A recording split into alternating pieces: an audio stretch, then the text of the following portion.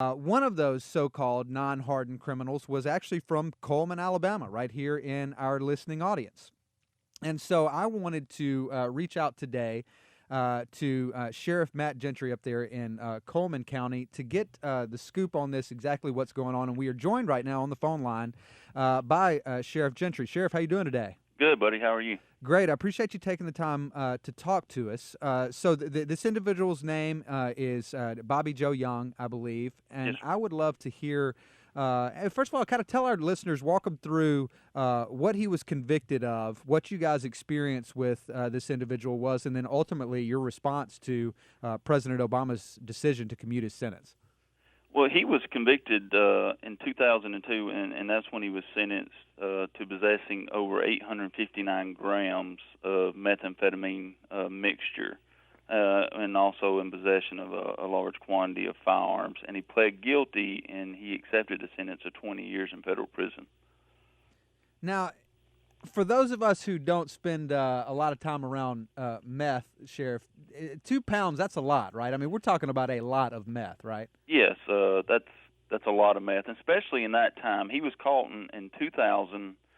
He had previously been arrested for trafficking in methamphetamine, and this was his. He was out on bond, and then this was his second arrest where he got caught with over 2 pounds. Now, President Obama has commuted his sentence, and this, his sentence was how long again? How long was he initially sentenced to? 20 years. Okay, and would that be fairly in line with what you would expect to see of for a crime of this type?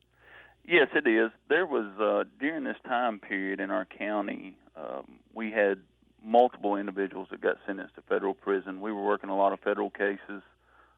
Some of those individuals got up to 34 years that were kind of in the same guidelines as Mr. Young. So, but he pled guilty and was sentenced to 20. Now, when you guys arrested him and he had all of those weapons, and one of the things that the president has said is these individuals are quote, nonviolent offenders. Maybe this individual had not shot anyone per se, but did he actually get a gun charge as well, or did he own those weapons legally? Or no, he actually did because he was in possession of drugs and a firearm together. But this is number one. I'm a huge proponent of the Second Amendment. I believe if you can legally own and possess a firearm, I want everybody to own a gun. Sure. But what you see with large-scale drug traffickers is in Coleman County and other counties, you're a victim of a burglary. Somebody comes in your house, kicks in your door, and steals all your guns. Well, they've got to trade them to somebody to buy more drugs. And that's what happens. We see with these large-scale drug traffickers, they're trading meth for your firearms that you've worked hard for. These guys are just selling drugs to get your guns.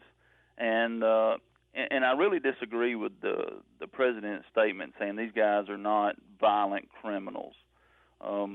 Over the last 16 years, I've talked to a lot of parents that would disagree when their child is being buried because of this drug.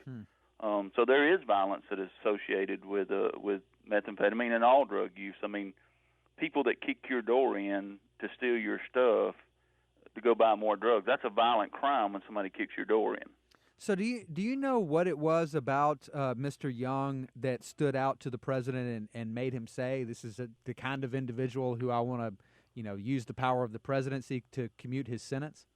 I really don't. I was looking over the 46 individuals that have been released or going to be commuted their sentences, and he is actually, from what I'm looking, the only one that I see that was even charged with methamphetamine. Everybody else was cocaine or crack cocaine. A lot of them were 50 grams or more, which is 2 ounces. So this guy's a little different.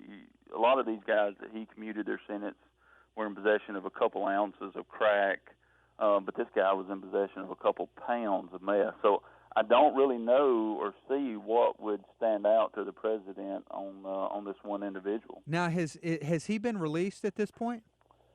No, sir. He will be released November 10th. Okay, so November 10th, this guy will be back out on the streets. Do you feel like that he is still a danger to society?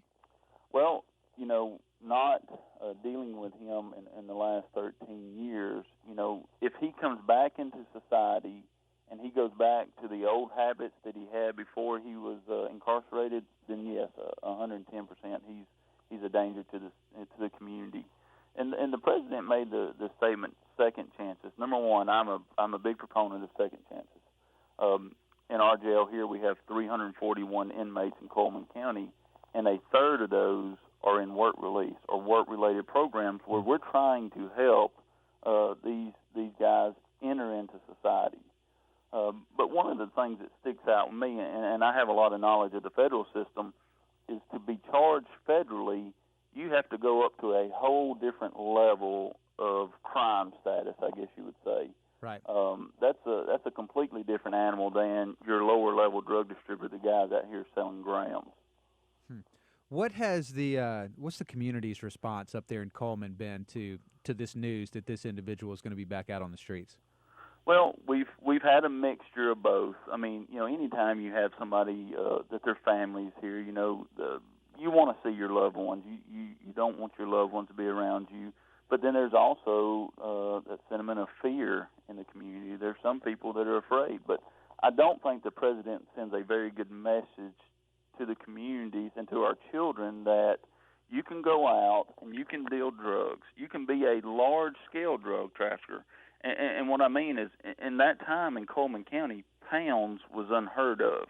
So you're gonna deal pounds and cause all this havoc in a community, but there's really no accountability for it. Right. And I don't think that sends the right message to our communities, because what's going to happen now when I talk to the kid that says, well, heck, I can go do 5 pounds, 10 pounds, 20 pounds, and there's really nothing that's going to happen to me. Yeah. Well, I think this is also a good opportunity. I'm glad that we were able to get you on the phone today, and we're talking to Coleman County Sheriff Matt Gentry. And Sheriff, I wanted to talk to you about an issue that's kind of been a big thing on the state level this year in Alabama, and that is prison reform. Now, Alabama's prison system is one of the two biggest drivers of our budget issues, Medicaid being first, prisons probably coming in behind that. Alabama's prisons are at roughly double capacity, give or take, which is higher than the state of California when the federal government stepped in and took over, which resulted in a mass release of prisoners. And so I'm just trying to kind of set the stage here for you to respond to ultimately what they did this year in the legislature, which is they passed a prison reform bill that will, over time, reduce the sentence or reduce the overcrowding in our prison system, probably without building new prisons. So ultimately, that's going to mean some folks who used to spend X amount of time in jail are now not going to be spending quite as much time in jail in order to reduce the prison population. So with all that being said, what are your thoughts on the prison reform movement here in Alabama, and specifically what they did in the legislature this year? Well, what prison reform is going to do is it's going to hurt local county governments and local taxpayers. And what I mean is you have a mismanagement of money over the last 30 years within state government on our prison system. And so we do have a overpopulation problem. So the solution will be is to release what I think it's 61% of what they consider nonviolent offenders back into society with no direction, no jobs, no stability. So these guys are going to go back to the only thing they know, and that's committing crimes. What we are preparing for, and I've spoken with our commissioners and some of our local legislators, is this. Right now, today, in Coleman County Jail, we have 341 inmates. You look, within the next 3 years, because of prison reform, we will have over 600 inmates in our county jail. And that burden is going to be placed on local governments or local county governments. We're going to be taking, and the local taxpayer here in Coleman County will be taking the brunt of prison reform. So real quick, explain to me how, if they're going to have less, quote unquote, nonviolent offenders in prison, how does that result in there actually being more people on the county level in jail? because you're going to put those guys back into Okay, so society. you're saying they get released out of the They're, state prison system, and then ultimately you guys are going to be the ones that end up arresting them for yes, whatever they end yes, up doing. and I met with some legislators, and they said, well, if they're a state inmate, you don't have to take them in the county jail. And I said, listen, I'm standing here talking to a victim in Coleman County that has just had their house broken into. There is no way that I'm not going to put that guy in jail. I'm not going to go to them and say, well, he's a state inmate, so I don't have to put him in my jail. He just broke into your house. He just stole your guns. He just stole your children's Nintendos, your children's TV. We're going to put him in jail. We're not going to let them operate. I want to give you a good example of prison reform. A couple months ago, there was a guy got out on probation. We arrested him for burglaries and thefts. While he's on probation, they send him to rehab from our jail. They send him to rehab on court order. He leaves rehab. Nobody knew he left rehab. Starting last week in our county, he raped our community for about $200,000 worth of property that he stole. He stole 3 vehicles, did burglaries in houses, breaking and entering of motor vehicles. Luckily, our investigators worked nonstop Friday night, and we caught him in another county. Well, that is a prime example of prison reform. You're going to send these guys out into the community with no directions, no direction, no stability, no job, no place to live. They're going to go back to doing the things they know how to do, and that's break into your house, steal, and do the things they do. Now, to their credit or in their defense a little bit, I would say that the prison reform folks this time around did. They are trying to put in place programs that these individuals, rather than just locking them up, they would be involved in programs that, with the goal of which would be rehabilitation and get them put back into society. Sure. Now, whether or not those are effective or not, that is debatable. But I think they are at least trying to address that program. But I guess my ultimate question to you would be, well, a couple of things. So I don't think building more prisons is a viable option, because the cost of housing inmates is already $400 million a year. So what do you think? I mean, if you just had a magic wand and you could do what you want to do with the prison justice system here and the criminal justice system here in Alabama, what would you do instead of what they have done? Well, I can tell you what we're doing here at our jail on a local level. When we took office January the 20th, our work release program had roughly about 40 individuals. Right now, we're right at 100 individuals in our work release program. One of the things we did, we said, okay, if you can work, if you are in our jail and you can work, we're going to put you out working. You're either going to be working for communities for free labor, or you're going to be getting a job and working in work release. And what that does for us, it teaches them stability. They pay back their restitution, because that's a big problem with these guys getting out of jail, is they never get to pay back their restitution. We're ensuring that our victims in our community get their money back from the crimes that this individual committed. But we're also working with our local churches and our local agencies to give them direction.